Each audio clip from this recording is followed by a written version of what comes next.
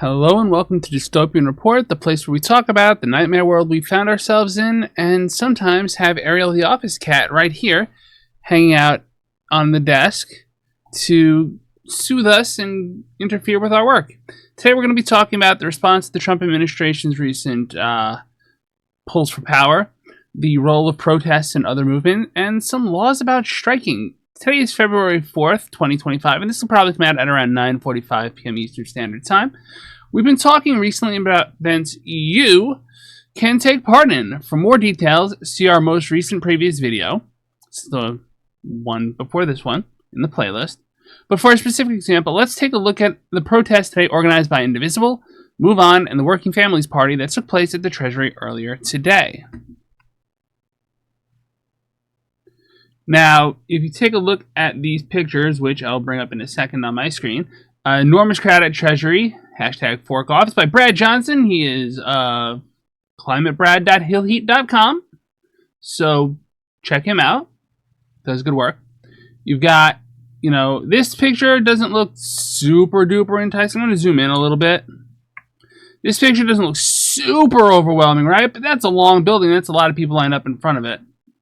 This picture with a nice upside down flag is closer into the crowd. It gives you a better feel of what the crowd is like. This little video is further back from the front, so to speak, so you can get a better look at how deep the crowd is. This is a great one because everyone's kind of clustered around speakers at this point, I think. I think Ayanna Pressley was talking in this particular moment. I can't seem to see her anywhere in the document, but that's a thing. What happens when we fight? We win. That's Rep. I don't even know this person. Subramaniam. I'm probably butchering that name. I apologize, Representative. I didn't know of you before today, so good on you. This is the best way to meet a representative, right? To see them out actually doing stuff. That's really cool, actually. Elon Musk cheats at Diablo. That's a protest sign that's supposed to dig at him in a different angle. Against all enemies, foreign and domestic, a well-lettered sign. See, the lights are on now in the street, so this protest went late, which is good. Like I said, it's 9:23, so these are 3 hours ago. This means it was at, thank you, Blue Sky. You're very convenient. 5:52, just as it was starting to get dark. Raskin, Jamie Raskin's there. He's one of the people that have been put kind of de facto in charge of this, and he's there speaking. You can't see him in this crowd, which is actually interesting. He's not up on a pedestal. He's in the crowd. That's kind of what a democracy is supposed to be. You're supposed to be in the crowd. That's pretty cool, actually. Thumbs up, Raskin. I love you, dude. Most of the time. There's some things you've done that I disagree with, but can I think of them off the top of my head? No, that means they're probably not that big a deal. If it looks like a coup, smells like a coup, it's coup. Cool. So we're going to go back to full screen for a second here, because I want to convey that many congressional leaders, some I didn't know of until I read this video. That's the way to put it. Were present at this event, which means Congress is starting to do something. Is it everything we want it to be? Not necessarily. Are there still some Democrats who are acting like this is business as usual? Of course there are. But there is movement happening. There is pressure accumulating, at least on some of the Democrats who may have otherwise been a little more silent. I know Raskin said something, and I'm quoting off the top of my head here, so I'm more paraphrasing, something along the lines of, find me 2 Republicans and we'll impeach him, which would be nice.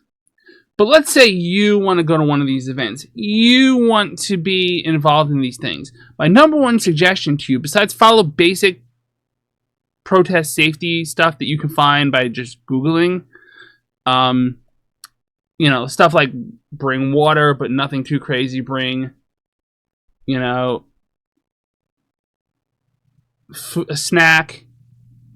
Bring appropriate clothing for the weather. Have your legal representative's phone number written on you so that you can get it if you're stripped for some reason. If they strip search you and then say, hey, you got to call a lawyer now, well, then, you need to do that. Isn't that right, kitten? My cat's like, I'm barely on the screen, but I love you, Daddy. So, know what laws apply to you. we're going to talk about that for a second, because this is part 2 of this video, so to speak. Oh, that's not right. Hold on here. We're going to put a cut here. Okay, we're back from our cut. I don't know why it did that. It was supposed to capture the same window. It did not. This is Taylor law. This is what I was subject to when I was a New York State teacher. I don't know of a better place to put my webcam, or I would. I'll zoom it out 1 notch just to make it a little easier to read. So you can read down below where I am. The Public Employees Fair Employment Act, known as the Taylor Law, is Article 14 of State Civil Service in New York State. It authorized government boards to resolve contract disputes for public. You can tell I'm reading this the first time, but like I've read this before. It's just a thing. Following a 2005 strike, Transit Workers President was incarcerated for 3 days under a Taylor Law ruling.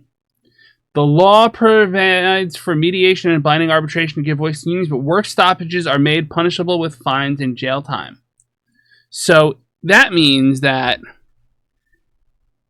if I, as a teacher, were to say, I'm going on strike, as a public employee, I'm going on strike, I can get in trouble. The standard issue threat was that you would lose 2 days' pay for every 1 day you struck, plus you would lose that day that you struck. So I would be out for a day, then I would lose 2 more days of pay that I'd have to work without pay. That sucks, right? But apparently jail time is an option too. This is designed more for labor relations issues than it is for something like a general strike, which I know a lot of people are talking about. We need a general strike. And I'm not saying we don't. But maybe we need to put some thought into it. Because if people can get arrested or lose their jobs or lose their homes or their health care for striking for a day, we need to be strategic about how we do this. For one, we don't go around saying we're going to all call out sick the same day. We just all call out sick. You know, I was the person, I had health issues, I had family issues. I would be out a lot more often than most employees should be, which is my own fault. And it was bad for my students and bad for me. But it was just the state of my life at the time. Like I was taking care of a father with cancer, and I was taking care of myself with bad neck issues and everything. So there's a reason why I had to retire. There's a couple reasons why I had to retire, my physical health being one of them. Now, I would be the sort of person who would come in on a day when everyone else was out because A, I'm politically active. If I'm here, maybe it's not a political action, but B, I'm taking on the load that would be that I'm often leaving to my other coworkers. I'm out other days, and if this is a multi-day process, sure, I might miss one of them, but my behavior is known. I'm not really changing my behavior up too much. If you have certain behaviors and you change it very drastically, you will be noticed. If you call out sick and you go to your senator's office and you're seen at your senator's office, people are going to ask questions. Why were you sick? Why were you at this protest? Why were you here? Why were you there?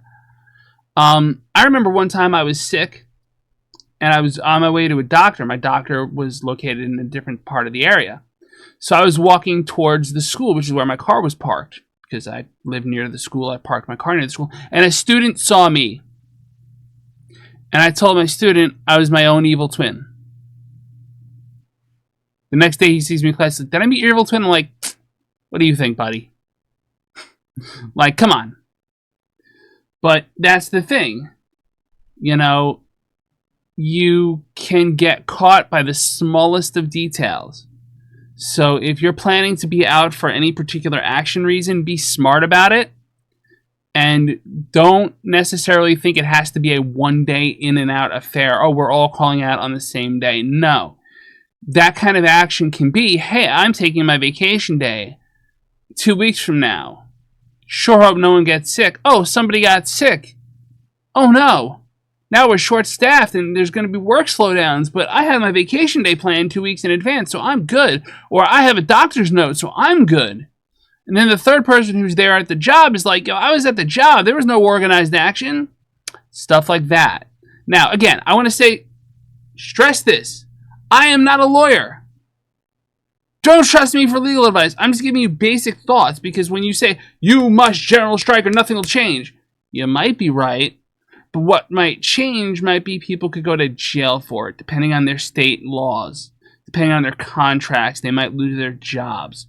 So just demanding that we have a situation in where there's a general strike in a country where there's such a big emphasis on tying things like healthcare to work and all of that jazz doesn't work.